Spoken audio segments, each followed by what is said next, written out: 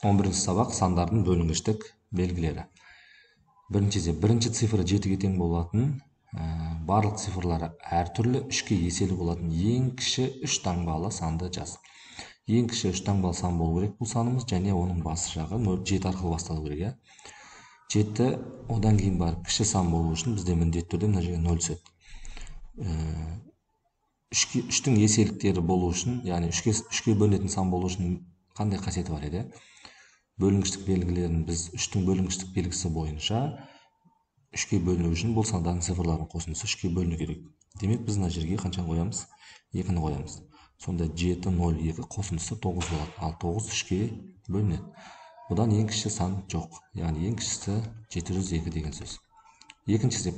13-ке бөлгенде бөліндісі 17-ге тең болатын ең үлкен сан. Ол үшін біз 13 пенен 17-ні бір-біріне көбейтеміз. 13 пен 17-нің көбейтіндісі 221. Демек жауабы 221 деген сөз. Келесі 7 көбейтілген. 7 А және 4. Демек 9-ға бөлінеді. А цифрын табыңыз, иә. 9-ға бөлінгіштік белгісі ол цифрларының қосындысы 9-ға бөліну керек. Демек 7-ге қосамыз А-ны, оған қосамыз А-ны, оған қосамыз 4-ті, сонда тең болу керек. 9-ға бөлінетін сан шығу керек. 7-ге 4-ті қосатын болсаңыздар, бізде 11 пайда болады. 11-ге қосамыз 2 А-ны тең. Енді А деген санымыз ол біздің цифрлар, 0 болу мүмкін, ол 1, 2, 3, 4, 5, 6, 7, 8 және 9. Осы цифрлардан ғана құралу керек. 0-ді қоятын болсақ, мынау жойылып кетеді, 11 қалады. Ал 11 9-ға бөлінбейді. 1-ді қоятын болсақ, 2 жерде біріңіз 2, 11-ге 2-ні қоссаңыз 13, бөлінбей қалады. 2-ні қоятын болсаңыз 4, 4-ге 11-ді қоссаңыз 15, 15 9-ға бөлінбейді. 3-ті қоятын болсақ 6, 6-ға 11-ді қоссаңыз 17, бөлінбейді. 4-ті қоятын болсақ 8, 8-ге 11-ді қоссақ 19, ол да бөлінбейді. 5-ті қоятын болсақ А-ның орнына 10, 10-ға 11-ді қоссақ 21, бөлінбейді. 6-ны қоятын болсақ 12, 12-ге мынаны қосатын болсаңыздар 23, тағы да бөлінбейді. А-ның орнына 7-ні қойсақ 14, 14 пен 2-ның қосындысы тағы да бөлінбейді. 8-ді қоятын болсақ 16, 16-ға 11-ді қоссақ 27, яғни 11 қосылған 2 көбейтілген 8 болады екен, иә. Сонда 16 мына менен 27 шығады. Демек бізде А-ның сан мәні қаншаға тең болды? 8-ге тең, яғни А тең 8-ге. Келесі есеп 1, 2, 3, 4 көбейтілген 5, сол сияқты сандардың көбейтіндісі 2023-ге дейін көбейтіліп тұр екен. Осының мәні 7-нің қандай ең үлкен дәрежесіне бөлінеді деп сұраған екен, 2-нің қандай ең үлкен дәрежесіне бөлінеді дейді. Демек біз мынаның ішіндегі әрбір 7-ге бөлінетін сандарды анықтай аламыз. 7-нің қандай ең үлкен дәрежесіне бөлінеді? Мынаның ішінде құрамында бізде мысалы 7 бар ғой. 7, одан кейін барады тағы да 14 деген санда бөлінеді. 14 деген санда. Одан кейін барады дағы қанша болады?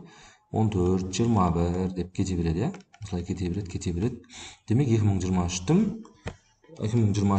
7-ге бөліп көрейік. 2023-ті бөлеміз 7-ге. 2023-ті 7-ге бөлсеңіздер 298 шығады деймін. 2023-ті 7-ге бөлсек. Бөліп көрейік мына жаққа. 2023-ті бөлеміз 7-ге. Бірінші 2-ден береміз. 14, 6, 2.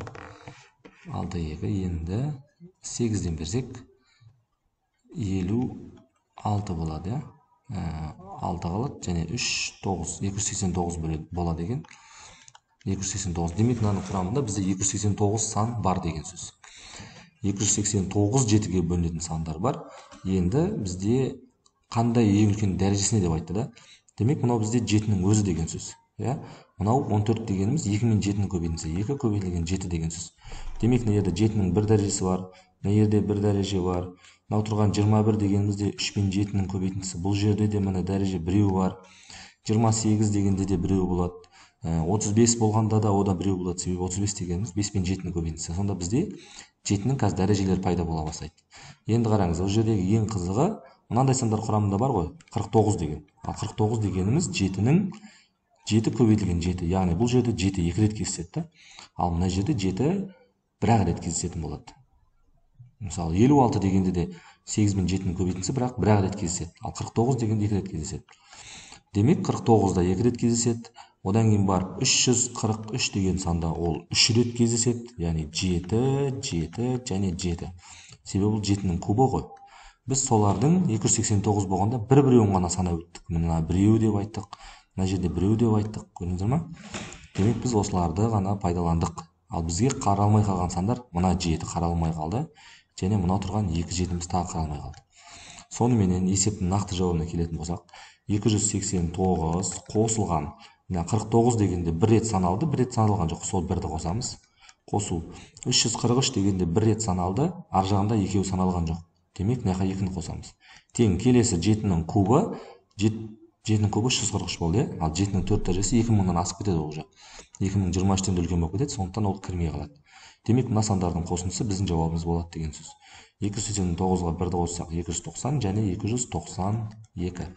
Сонымен есептің жауабы 292-ге тең. Келесі 5-ші есеп. 11 көбейтілген 21, 31, 41, 51-ді көбейтіп болғаннан кейін 1-ді аламыз. Барлық сандардың соңғы цифрлары 1-мен көбейтілетін болса, демек олардың соңы 1-мен аяқталады деген сөз. Ал 1-ден 1-ді алатын болсаңыздар, соңында 0 қалады. Ал соңы 0-мен аяқталатын болса, демек оның ең соңы 0-мен аяқталатын болса, ол 10-ға не істейді? Бөлінеді. Яғни бөліне ма деп сұраған екен. Жауабы иә деп жауап береміз. Келесі. Алматы станциясынан бір күнде шыққан 3 пойыздың біреуі 3 күнде, екіншісі 6 күнде, үшіншісі 5 күнде қайтып оралады. Алматы станциясында неше күн сайын пойыздардың үшеуі де кездесіп отырады дейді. Бұл есепті шығару ол ең кіші ортақ еселігін табу деген сөз. Ең кіші ортақ еселік 3, 6 және 5-тікі қанша? Сол біздің жауабымыз бола алады. 3, 6, 5-тің ең кіші ортақ еселігі ол бізде 60 болады деймін, иә? Себебі жоқ, 30 болатын сияқты ғой. 30 болады екен.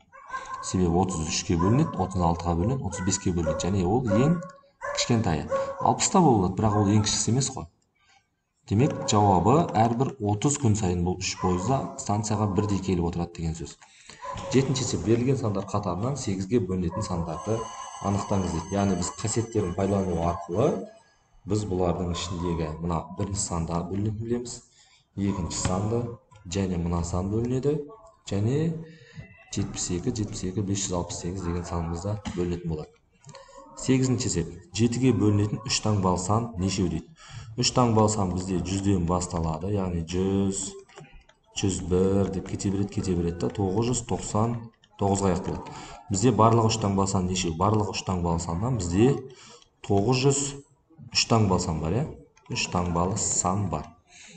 Демек, осының ішінде 7-ге бөлінетіндері қаншау дейді. Бізде әрбір 7-сі бөлінбей ма?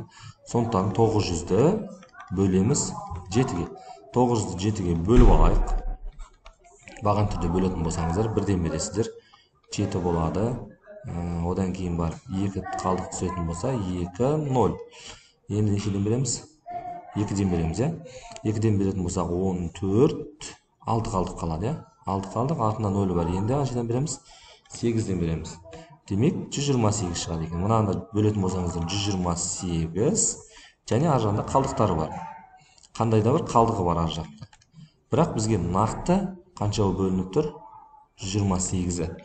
Сондықтан 7-ге бөлінетін 3 таңбалы сан нешеу дейтін болсаңыздар, жауабында 128 шығады.